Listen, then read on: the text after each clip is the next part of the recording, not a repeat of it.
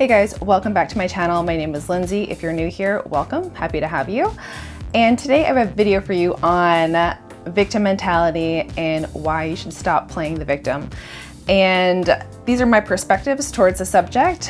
They are my own opinions, but I think they are correct opinions and they're honest. I can say that much. So we're gonna get right into it. Here we go. So one thing that has always baffled me is people's ability to perpetually play the victim in an array of situations where they're not actually the victim of anything other than their own self. And if you feel like life is constantly happening to you and you're not in control of your own ship and where it sails, these are a few tips I've come up with to possibly help with that. 1 out of 5, you are not the target. So one huge overarching theme I've seen with people who constantly play into this victim mentality and play the victim is they often think that they are the target of someone else's wrongdoing. Or they think that people are always plotting against them and trying to one-up them in different ways and just make their life hell, right? I'm sure we've all heard a person like this before in our lives. Now, while this may happen in a very small set of circumstances, chances are, if you're feeling this way, it's all in your head. And that is because people don't care about you that much. I know, it's shocking, right? I don't really think it is. But the thing is people are innately selfish, okay? So people are thinking about their betterment, their survival, their comfort, their luxuries, in whatever respect those may be, most of the time. And a small percentage of the time, they're thinking of things outside of that realm in the outside world. People do not have the time to go out of their way to specifically plot your downfall. They have their own selfish things to do. And even if for some crazy reason they are plotting against you, just plot a better plan for yourself and they won't be able to keep up because they won't be able to commit the time it needs to be able to plot at a higher level. The glory of having a brain. Am I right? Number 2 is you have a choice. Trust me, I understand people do not like feeling trapped, especially if it's a trap that that person made for themselves without realizing it.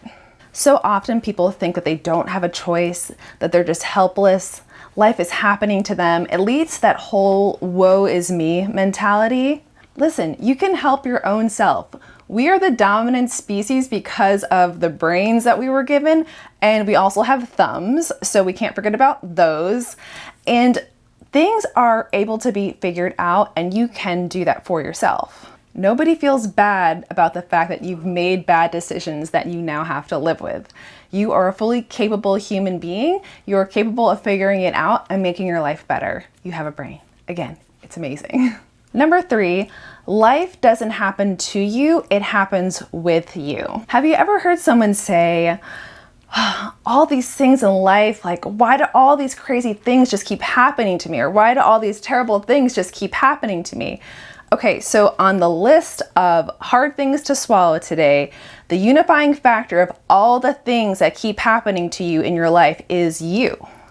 The amount of external circumstance that is coming into your life that is affecting it outside of the way that you are currently living your life, so these are the completely uncontrollable things, their percentage in the full effect of the life that you live are extremely small. Let's remember our old friend Newton for a second and his third law of every action having an equal and opposite reaction.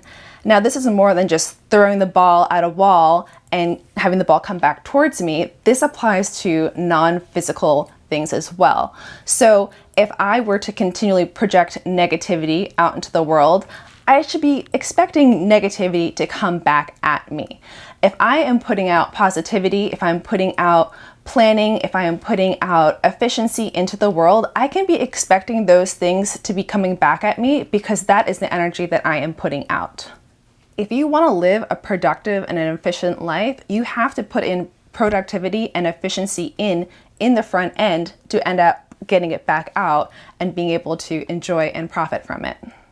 Are you not sure where to start? Well, just start by copying someone. Find someone out there who's doing it well, who's putting out the right things into their environment, into the world, and who are getting those things back, and just freaking copy exactly what they're doing and apply it to your own situation. Fourth thing is your challenge is not exclusively yours. I remember especially struggling with this one when I was younger, like in high school, that age. And it's so easy to feel like I am the only one who has ever struggled with this thing. This problem is mine alone. It is very difficult. Because sometimes you feel like people can't relate to whatever you're going through. And in my case, a lot of people couldn't relate to certain situations. But do you know what is amazing is that the glory of the internet is at your fingertips these days.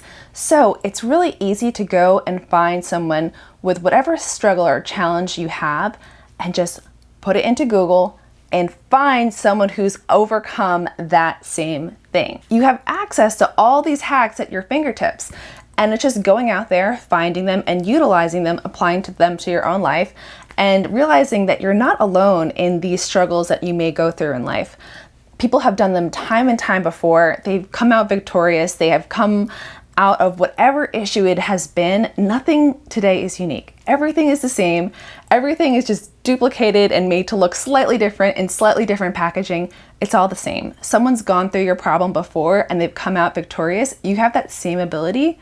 And number 5, you are responsible for the way things turn out for you. It's not the government, it's not society, it's not your evil neighbor Beth with her 27 cats. It's you. Now, those things may have some influence in some capacity, but at the end of the day, you are the one that determines where your life goes. Now, I totally get it. Taking full responsibility for your life can seem really overwhelming. It can seem a lot to process. It's a lot easier just to deflect and to put that responsibility on someone else. But if you want your freedom and if you want to achieve your destiny and the things that you want in life, it is a vital component of it. It is the only way to achieve those things. Now, I totally get it. Accepting full responsibility for your life can seem really overwhelming, but it is the only way to take control of your life and your destiny. If you continue to play the victim, all you're doing is letting other people and other circumstances take control of your life and all of its outcomes. You are giving away your own freedom and you are willfully binding yourself into slavery to the people and the circumstances around you. Don't let that be your life. The freest life you can have is the one where you bring the most amount of care and the most amount of personal control into it. That is what gives you the freedom to go out there and live your best life. And that all starts with taking responsibility, that this life is yours and you have to take care of it. So now that I've yelled at you a good bit, where do you go from here, right? 1, start telling yourself, I am responsible for this. Even if sometimes you're maybe not totally responsible for whatever it is.